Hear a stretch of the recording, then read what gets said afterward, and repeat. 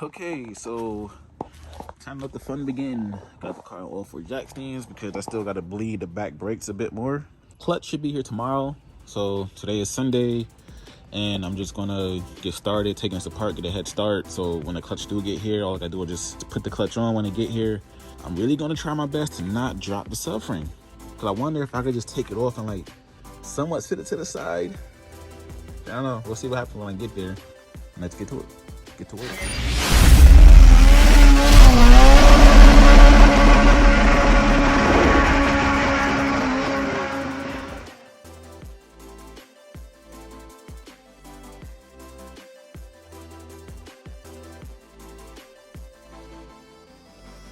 All right, so far got the manifold off, well, a portion of the manifold. Starter, surprisingly, this bolt to the starter and transmission was kind of loose already. Got the bolt down there loose. This is loose.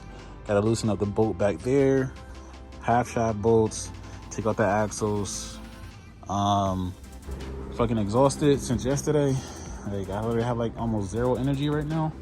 But I just want to get this started. As long as it don't rain, I should be able to have this car back up and running by the end of Monday or like midday Tuesday. After this, I'm not doing no more major work. No more. I don't even care who you are. I'm not doing no more major work. I'm not helping nobody else after this.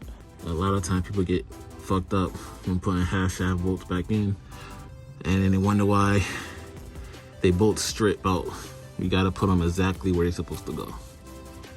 So yeah, so the non-sleeved one goes towards the right, and the two-sleeve one goes towards the left. Well, this is on the K24 half shaft. So yeah, well, look how clean the transmission is under here. Clean as hell. There's no oil leaks at all either. So that's one good thing. I got the flywheel cover off. There's like 4 14 mil bolts. Come back out here tomorrow or Tuesday, depending if it stops raining, and continue this shit. All right, so it's the next morning. So far I got the bottom transmission bushing mounts out, well, unbolted. This side has the 2 long 17s. Axle side had two short 14s. Had to hit my guy Rich because he's pretty much like the TSX guy. You know, I'm pretty much learning these TSX chassis by watching his videos. Good dude, real good dude. Been friends with him on Facebook for a long ass time. I didn't even know I was subscribed to him at one point. He told me for the back mount, you can't really see from up here because of the sun. The 2 bolts on the side, well, transmission side, you can take out. This one is like hitting the wall right here, but I think it should be good because it's pretty much out. I would hope so. It's out. yeah, it's out. And I still got a few more things to unbolt, and I'm hoping transmission should be able to like just wiggle itself free and then push to the side. And transmission is finally off. I feel like I'm a noob when it comes down to this because I'm not used to this chassis. But yeah, so the oil bearing is out. It's not making no noise or anything, so maybe it's the pressure plate that actually was going. So let me go and take this out and take a look. All right, now I'm definitely gonna need a hand. These clutch bolts are on pretty tight. Power ratchet not breaking it free, and it spins when I try to just use the ratchet. So I try to hold the crank pulley on that side too, but I can't really do both like from the ground. So I'm gonna try and see if I can get some help, because I definitely need the help for this part. God damn, Daniel. God damn. That's yeah, my boy Terrence came through, give me a hand. That's lovely right there.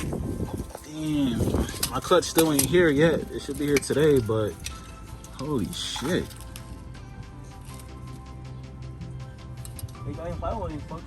Yeah, the flywheel still look good. Oh, it's a lightweight flywheel too. Holy shit. Yeah, this is a lightweight flywheel. the dude did say the stage 3 clutch. Stage 3, my ass. Yeah, that's what you told me, but Could be. Could be wrong. god damn.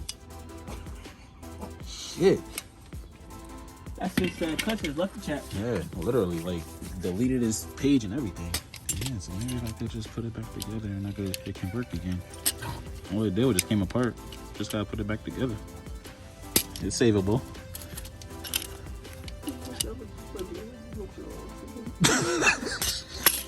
Who the fuck says that? Yeah, you know, clutch ain't going. I'm just, you know, fix it up, put some new hardware to it, and just send it. Yeah, this thought bearing not even bad. So the whole time my thought bearing wasn't bad at all. It was the clutch the whole time with that rattling. That's what the rattling noise was. It wasn't even a thought bearing the whole time. That's crazy. Terrible. Yeah, this is bad. This is bad. 540. Oh, fuck, not 50. Yeah, so 540 25 R3 DE. It might come up with like some. Yeah, R3 DE. It might come with some shit like on a fucking dark web, some kidnapped kids or some shit.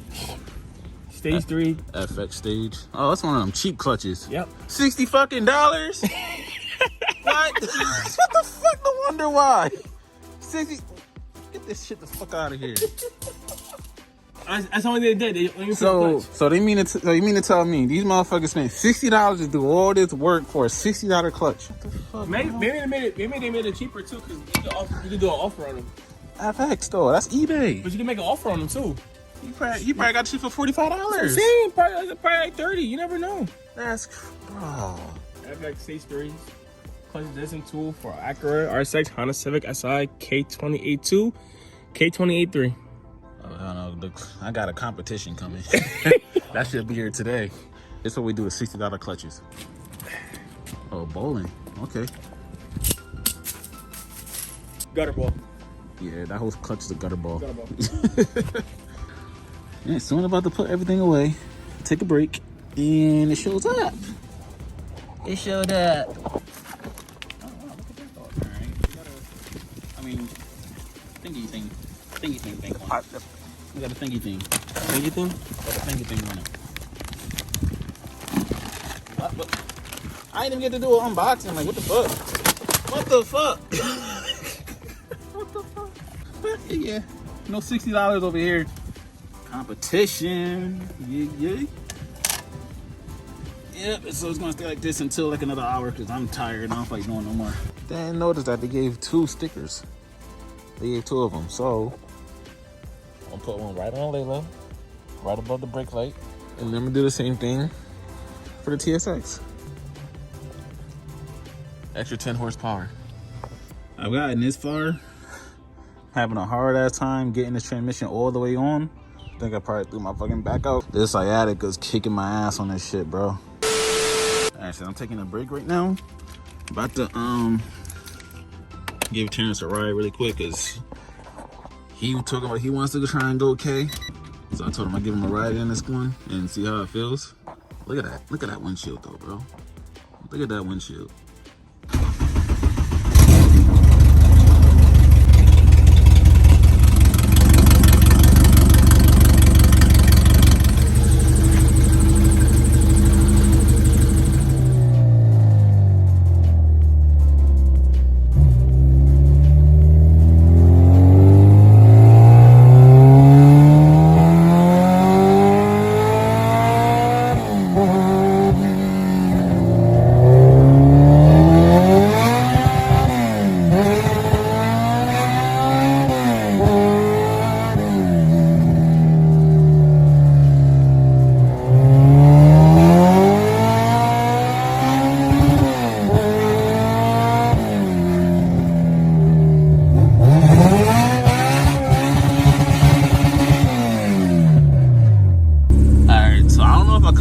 In the last video or the last 2 videos, I mean, as far as getting the AEM Wideband to work with the Kpro.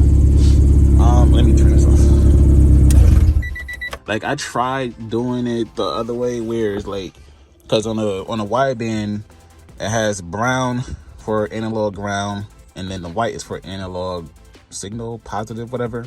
And you know, the Kpro come with that connector piece that you plug inside the Kpro, and you can do, you know, do analog 0, analog 1, 2, 3, 4, whatever, right?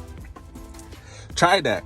It wasn't working. You know, brown is the analog ground, so I put black. I put the analog ground black wire, and I found more black wire, so you know, so I know exactly which one is ground. Put that directly to the brown wire on the wideband, and I wire the white wire to the red wire, which is on analog 0 or analog 1. It's one of the two. But the air fuel was still, it was just sitting at like a 9.88, and it wasn't changing no matter what I did to the settings. So what I did was I just decided to try this out. So I went to options, settings, and then wideband input, using external wideband input from the ELD pin. And then from what I read online, the PLX M series is the one that's closest to the AEM, because it don't exactly have AEM up here. And for my reading to be close to exactly what the wideband is saying, which is literally pretty much on the dot, I had to put the voltage offset to negative 0.8 volts. So what I did as far as wiring, on a hybrid conversion harness or whatever conversion harness you got, I ran the analog power wire, the white wire, to another wire, which I had to extend, and I ran that directly to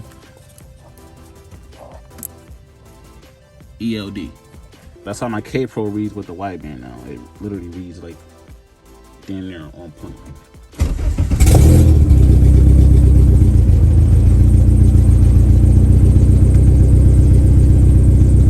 Second, so the wideband heating up too, so there you go, 13.43, and it's pretty much close to what the wideband is saying. All right, so got the transmission on. Finally, I had to muscle this bitch on from the underside. Use my right arm to hold the transmission up, left arm to guide it, while the right arm is like wiggling it back and forth for it to slide in place into the dowel pins. Alright, so next thing I'm gonna do now, put on these fucking transmission bushing mounts. There's two 14 mil nuts that goes inside the subframe along with that. So remember, the two long 17s goes on the left side, and the two short 14s, I don't know where the other one disappeared to, is somewhere on the ground, goes on the right side. Okay, so pretty much everything on top is all set. Only thing left to do now is bolt the half shaft back on. Also make sure I fill this back up with coolant, because I lost a decent amount. I still got to tighten up the back, the two back bolts on the back of the transmission. Half shaft is on. Just about everything on the bottom side is all set. Just want to see.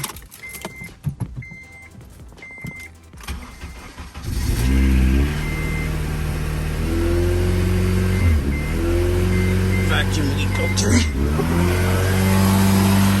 Alright, so everything pretty much all set. And the system bleeding the coolant system right now. Figured out the vacuum leak. I forgot to put the brake booster hose back on over here, especially right there. Main thing that was pissing me off the most, that was getting in my way, was this damn fuse box. That was pissing me off the most. I'm gonna let it idle and run for a bit, see how things go. All right, so now I'm gonna finish bleeding these back brakes. Made this little contraption right here a long time ago. It's a Powerade bottle.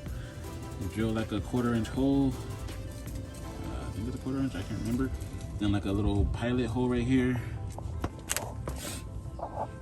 Right here, so the vent out and clear hose line. Got my brake fluid. So let me go get my tripod and sit this down so you can see. Because when you pump the pedal, you can literally see the air bubbles coming out. And instead of air going back in, it's just gonna suck up fluid, that's it. So all the air going in is gonna vent out from here. All right, so I'm gonna go push the pedal down, make sure I got fluid in the reservoir first.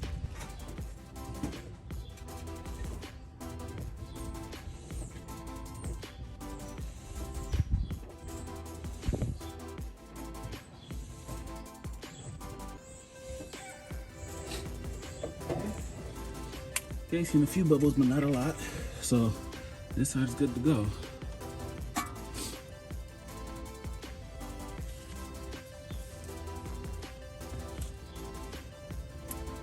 And then pretty much do the same thing for the other three. All right, so everything goes set, got all the mounts and everything back on. About to lower the car down and see if it can move while it's not on jack stands, you know?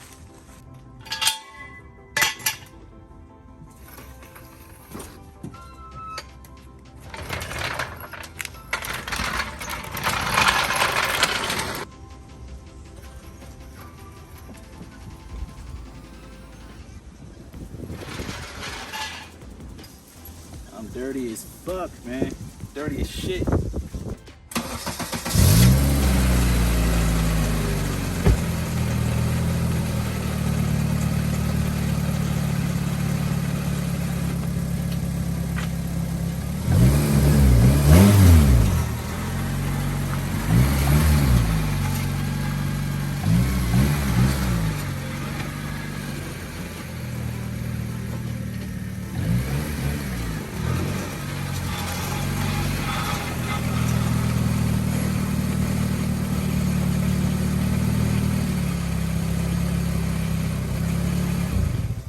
Clearly I gave up on gloves. The scraping sound is the dust shield, so I gotta bend those back. So. All right, so that'll be it for this video. Definitely needs a wash. I need a wash. Hopefully my bumper will be ready by next video. Just imagine, bro. Carbon fenders.